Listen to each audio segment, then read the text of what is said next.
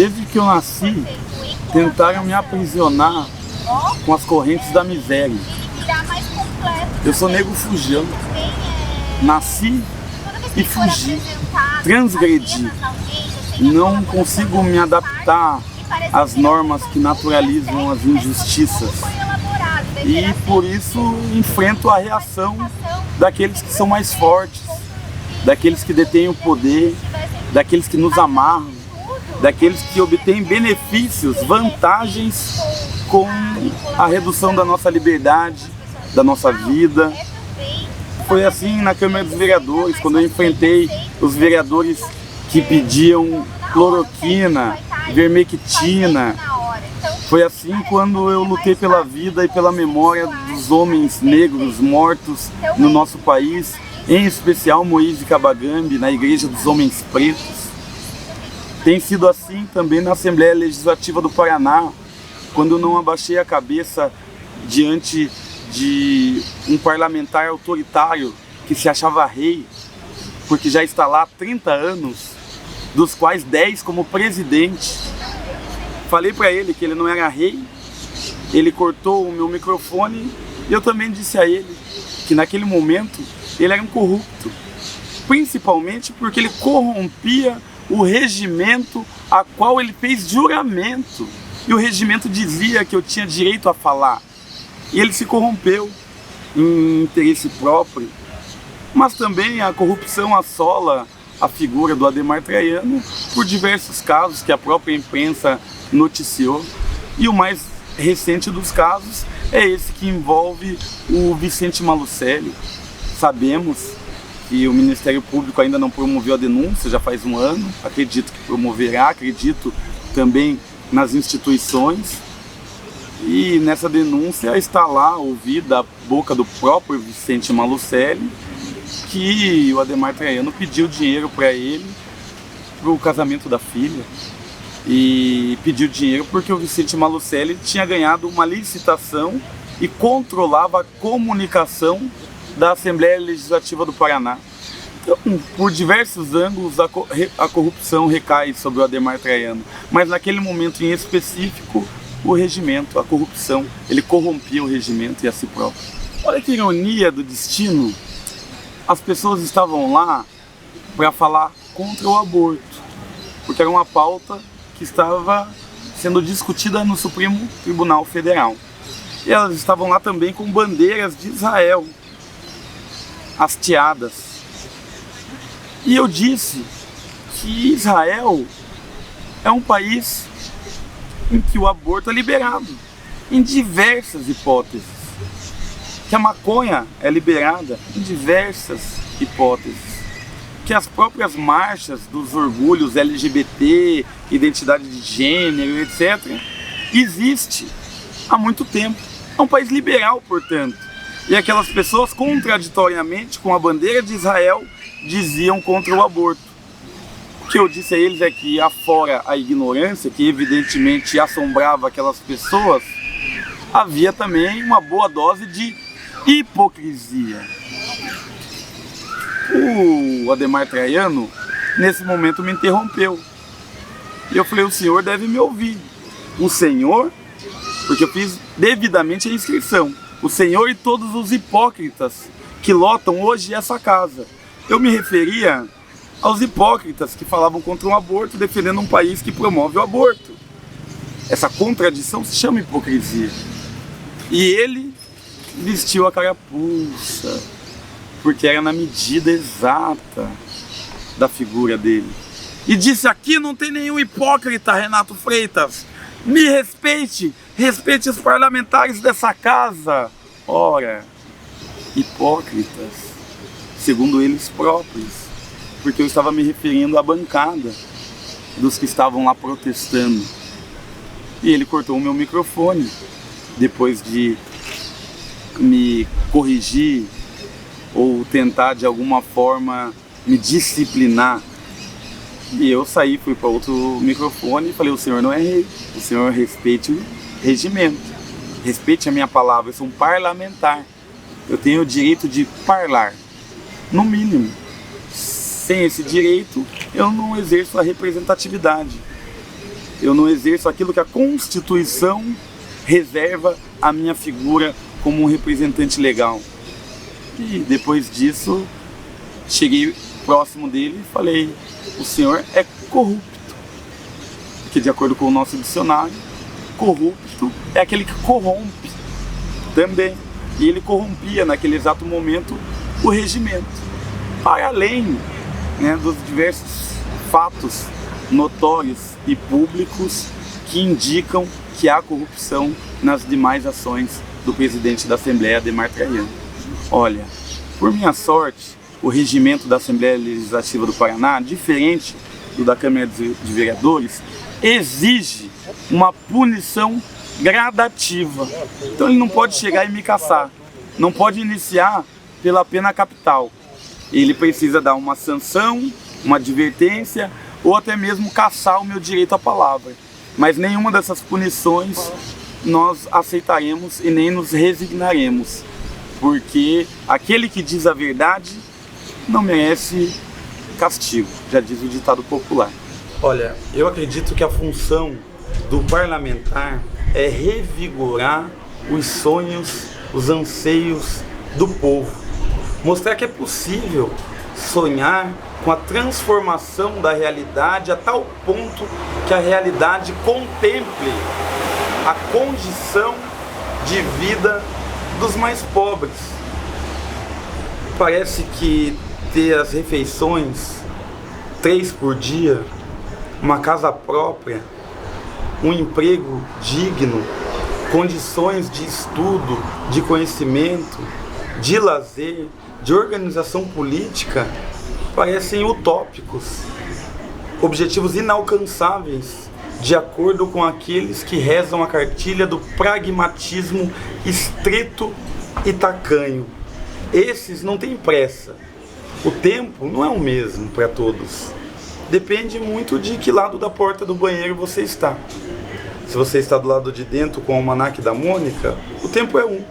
Mas se você estiver do lado de fora, suando e batendo na porta, o mesmo tempo vai representar outra coisa, porque é um tempo de urgência.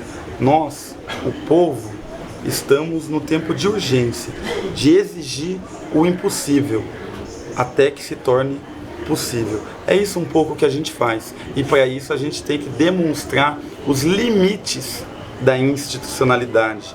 Eu mostro os limites da Assembleia Legislativa do Paraná. É um lugar onde, por maioria, existem os gafanhotos devoradores que, por onde passam, deixam rastros de ódio, violência, destruição, expoliam o povo. São netos, bisnetos, filhos de grandes coronéis que desde sempre dominaram a política paranaense. A liberdade e a justiça não será dada por esses opressores. Ela será evidentemente uma conquista de todos os oprimidos. E nós, eu particularmente, tenho carteira de trabalho registrada, fui empacotador de mercado, morei a vida toda de aluguel, morei em área de ocupação, sei exatamente os problemas que atingem a população e por isso acredito que tenho mais condição de encontrar saídas para eles. Chega de porta-vozes falando em nosso nome. Se a história é nossa, deixa que a gente escreve. A luta pela reforma agrária e pela reforma urbana é uma luta central para qualquer agrupamento que se entenda humanista. Não precisa ser socialista, comunista, democrático, nada. Qualquer humanista compreende o valor de dar a cada um o seu quinhão de terra para plantar, para colher, para ver as crianças nascerem, para ver os mais velhos descansarem. Quando da abolição da escravidão no Brasil, que foi feito depois de muita luta e muita pressão, quando isso ocorreu, o Brasil fez o quê? Foi em 1888 a abolição, a falsa abolição. Em 1850, o governo brasileiro determinou que a terra, a partir daquele momento, fosse apenas por título e não por posse. Ora, um país de várias terras devolutas, abandonadas, aqueles que viviam por décadas em sua casa já não eram mais proprietário delas. Por quê? Porque em 1850 o ser humano negro no Brasil era tido como coisa e não como ser humano. E por isso não podia comprar, não podia chegar a um cartório e ter um título de propriedade. Então eles trataram de privar o povo preto, de modo geral, da posse da terra. E hoje, séculos depois, a gente percebe que mais da metade da renda do trabalhador comum vai para onde? Para o pagamento do aluguel. Nascemos devendo, pagamos para meramente existir, dormir, para no outro dia ir trabalhar. Essa é uma tática de continuidade da escravidão. Por isso é uma luta central para o país hoje. E vale ressaltar, o Brasil é um dos únicos países no mundo que ainda não fez reforma agrária. Nosso vizinho Paraguai fez. Nossa vizinha Argentina fez. Os Estados Unidos, de algum modo, fizeram. Vários países. Apenas no Brasil. Qual país na Europa não fez reforma agrária? Cite um. Não tem.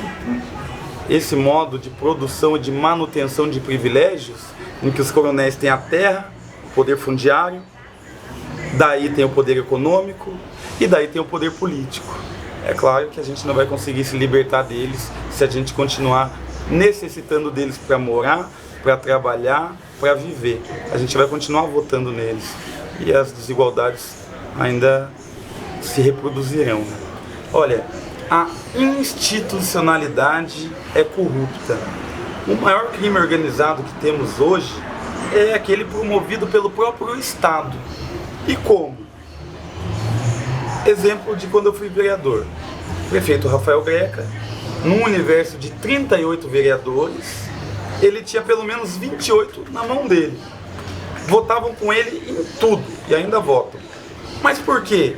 Porque eles concordam com a visão política, com as propostas do prefeito? Não. É porque o prefeito dá cargos na Rua da Cidadania, dá favores. Ah, você quer uma obrinha, quer uma lombada na frente da creche lá na tua vila? Eu vou fazer. O prefeito ajuda esses vereadores para que eles sejam reeleitos. E os vereadores ajudam o prefeito para que ele também seja reeleito. Tudo às custas do interesse público. Porque o que é cargo? A palavra cargo representa o que no final do mês? Dinheiro. 10, 15, 20 mil reais.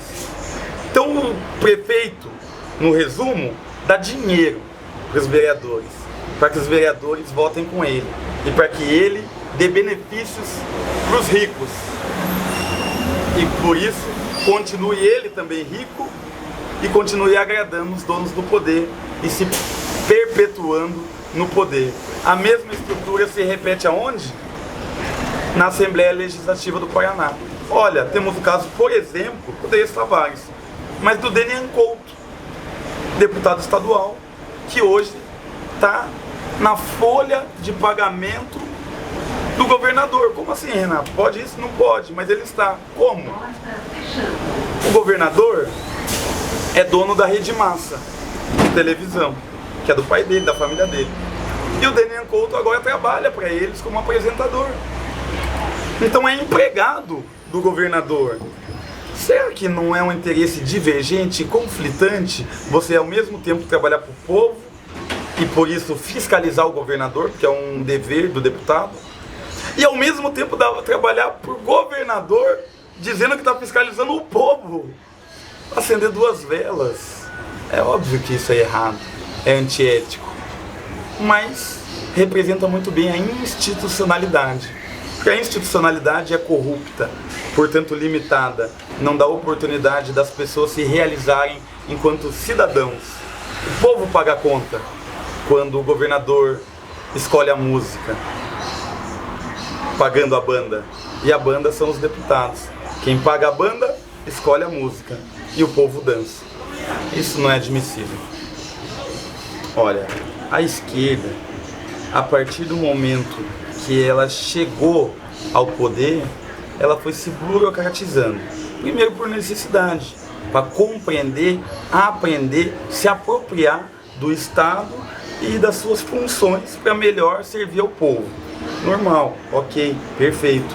Só que logo depois disso vieram os cargos, a ambição, a fraqueza dos seres humanos, e a esquerda foi cada vez mais se afastando das bases, porque queria estar em Brasília e não no beco estreito do SIC, na área de ocupação, onde a violência predomina.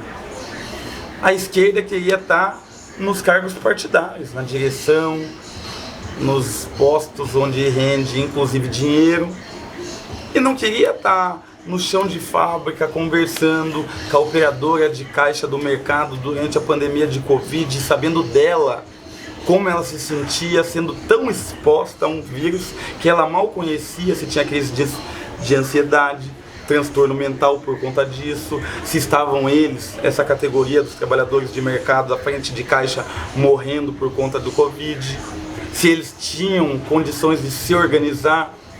A esquerda não organizou essas pessoas, essa é a verdade.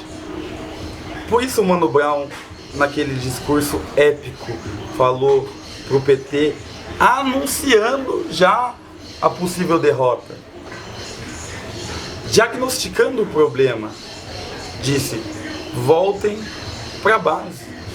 Uma esquerda que fala em nome do trabalhador e do pobre, do preto, do excluído, mas age em cumplicidade, em conciliação com os ricos, com os coquetéis nos castelos, essa esquerda vai perder a noção da urgência, do tempo, do que é prioridade, do que não é prioridade. Nós, no núcleo periférico, para que a gente não perca essa bússola da urgência, do que é ou não é prioridade, nós já iniciamos nossos trabalhos dando comida a quem tem fome, bebida a quem tem sede, roupa a quem está nu, um banho para quem está em situação de rua, um tratamento médico com enfermaria a quem está adoecido. Fazendo isso, nós sabemos que o nosso caminho vai ser sempre a de levantar os que estão caídos. E nesse caminho, a gente não se perde. A partir daí, depois do alimento do estômago, vem o alimento do espírito e da mente, que é a formação política, para que cada pessoa em situação de rua se torne um líder a favor da luta da dignidade, da moradia, da justiça. Para que cada egresso do sistema carcerário se torne um líder em favor da luta da liberdade, da desmilitarização, contra a violência policial, a favor da justiça. Esse é um caminho que não tem erro. Fica, acredito eu, o exemplo, como outros projetos serviram de exemplo para nós também. Hoje a gente serve de exemplo para muitas outras pessoas que estão iniciando atividades em seus bairros a partir das ações que nós temos no núcleo.